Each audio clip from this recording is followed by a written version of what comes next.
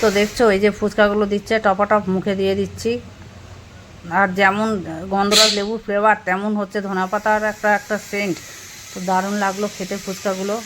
দেখো একটা একটা করে দিচ্ছে, আমি টপাটপ মুখে পুরে দিচ্ছি ফুচকাগুলো।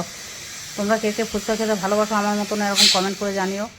তো ফুচকা খাওয়ার পর চলে গেলাম ওই দাদার কাছে একটু আলু কাবলি খেতে। সামনেই দেখছি দাদা আলু কাবলি বানাচ্ছে। তো দেখে নাও এই যে আলু কাবলি দেখছো, এই যে সামনেই দাদা আলু কাবলি বানাচ্ছে। আর আলু কাবলিটা এত সুন্দর দেখতে লাগছে, মানে দেখে আর লোভ সামলাতে পারলাম না। তো 20 টাকা নিয়ে নিলাম আলু কাবলি। আর দাদা কাঁচা লঙ্কা পেঁয়াজ টিয়াজ বেশি করে দিয়ে, ছোলা টোলা বেশি করে দিয়ে ঝাল ঝাল করে আলু কাবলিটা বানিয়েছে। তো খেয়ে নিয়ে চলে গেলাম একটু স্টাইল বাজারে। স্টাইল বাজারে যা তো ভিডিও করার কোনো অ্যালাউ নেই। তো গিয়ে আমি কি কিনে নিয়ে এসেছি সেটা আমি বাড়িতে এসে দেখালাম। আর অবশ্যই আমি ওখানে ভয়েস দিতে পারিনি, যেহেতু গাড়ি ঘোড়ার আওয়াজ। বাড়িতে এসে আমাকে ভয়েসটা দিতে হলো। একটু আগে পিছে কথা হয়ে যেতে পারে, কিছু মনে করো না বন্ধুরা। তো কি কিনেছি সেটাও তোমরা দেখে নাও।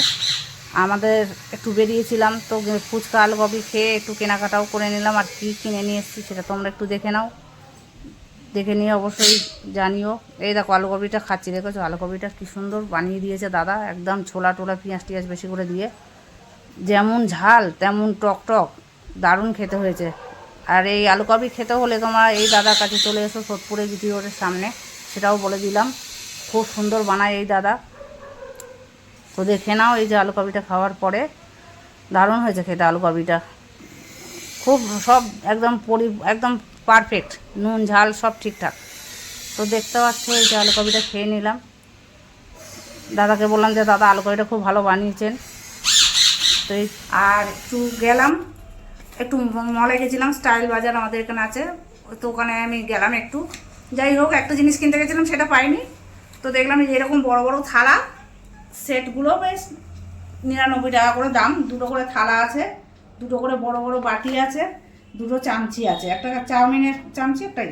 আর এই 3টে জিনিস একসাথে নিয়েছি 99 টাকা। তো আমার এই গিফটটা কেমন হয়েছে, জিনিসটাতে কেমন হয়েছে অবশ্যই তোমরা কমেন্ট করে জানিও। আর তোমাদের শুক্লা চ্যানেলটা অবশ্যই সাবস্ক্রাইব করে রেখে দিও, ভালো লাগলে একটা লাইক দিও।